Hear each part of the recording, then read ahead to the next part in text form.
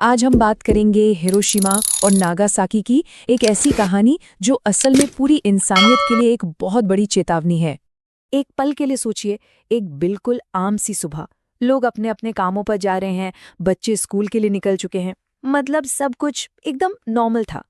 लेकिन फिर उसी आम सी सुबह में कुछ ऐसा हुआ जिसने हमेशा के लिए सब कुछ बदल कर रख दिया। तो चलिए शुरू करते हैं पहले वाक़ये से। हिरोशिमा, जिसे आग का शहर भी कहा गया। तारीख थी 6 अगस्त 1945 और सुबह के ठीक 8:15 हुए थे। तभी एक अमेरिकी बॉम्बर प्लेन ने हिरोशिमा पर लिटिल बॉय नाम का एक एटम बॉम्ब गिरा दिया। और यकीन मानिए, बस कुछ ही पलों में पूरा का पूरा शहर आग के एक बहुत बड़े गोले में तब्दील हो गया। ब्लास्ट की गर्मी इतनी इतनी ज्यादा थी कि लोगों की परछाइयां तक दीवारों पर हमेशा के लिए छप गईं। मतलब सोचिए, इंसान भाप बन गया लेकिन उसकी परछाई वहीं रह गई। ये मंजर उस तबाही की गवाही देता है। सिर्फ एक पल, और उस एक पल में 70,000 से भी ज्यादा लोग मारे गए। ये बस एक नंबर नहीं है, ये 70,000 जिंदगियां थीं, परिवार थे, सपने थे, जो एक झटके में खत्म हो गए। अच्छा, जो लोग इस हमले में किसी तरह बच गए, उन्हें जापान में खास नाम दिया गया, हिबाकुशा। पर इनकी कहानी यहीं खत्म नहीं हुई। इन लोगों ने ना सिर्फ उस दिन का खौफ झेला, बल्कि पूरी जिंदगी रेडिएशन से होने वाली भयानक शारीरिक और मानसिक तकलीफों को भी सहा।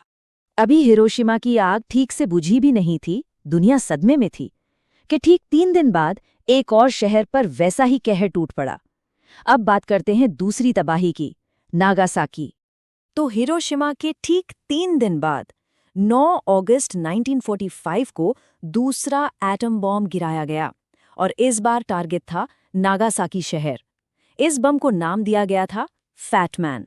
इस दूसरे हमले में भी पलक झपकते ही 40,000 से ज्यादा लोग मारे गए, और जो बचे वो बाद में धीरे धीरे रेडिएशन का शिकार होते रहे। मतलब एक और शहर और वैसी ही भयानक तबाही। अब यहाँ पर एक बहुत बड़ा सवाल खड़ा होता है, आखिर ऐसा क्यों किया गया? इतने विनाशकारी बमों को गिराने की जरूरत क्यों पड़ी? चलिए, इसके पीछे दिए गए तर्क को समझने की कोशिश करते हैं। इतना बड़ा, इतना भयानक हथियार इस्तेमाल करने के पीछे आखिर वजह क्या थी? ये सवाल आज भी इतिहास के पन्नों में गूंजता है। देखिए, ये हमले हुए थे वर्ल्ड वॉर 2 के दौरान। अमेरिका की तरफ से जो वजह बताई गई वो ये थी कि जापान को जल्द से जल्द सरेंडर करने पर मजबूर किया जाए, ताकि ये लंबा चल रहा युद्ध खत्म हो। और हुआ भी यही। इन हमलों के कुछ ही दिन बाद जापान ने सरेंडर कर दिया। लेकिन क्या कहानी यहीं खत्म हो जाती है? नहीं। युद्ध तो बेशक खत्म हो गया, पर जो जख्म लगे थे वो दशकों तक, पीढ़ियों तक रिश्ते रहे। तो अब जरा इसके लॉन्ग टर्म इफेक्ट्स पर नजर डालते हैं। बम से निकले रेडिएशन का असर पीढ़ी दर पीढ़ी देखने को मिला। जो लोग बच गए थे उनमें कैंसर और कई तरह की जेनेटिक बीमारियां आम हो गईं। यहाँ तक कि पैदा होने वाले बच्चों में भी कई तरह की शारीरिक कमियां देखी गईं। मतलब दशकों तक लोग उन बमों की वजह से हुई बीमारियों से लड़ते रहे। आज हिरोशिमा और नागासाकी दोनों शहरों में पीस मेमोरियल यानी शांति स्मारक बने हुए हैं। और ये स्मारक सिर्फ इमारतें नहीं हैं, ये पूरी दुनिया को लगातार एक ही बात याद दिलाते हैं कि युद्ध की असली कीमत हमेशा इंसानों को ही चुकानी पड़ती है।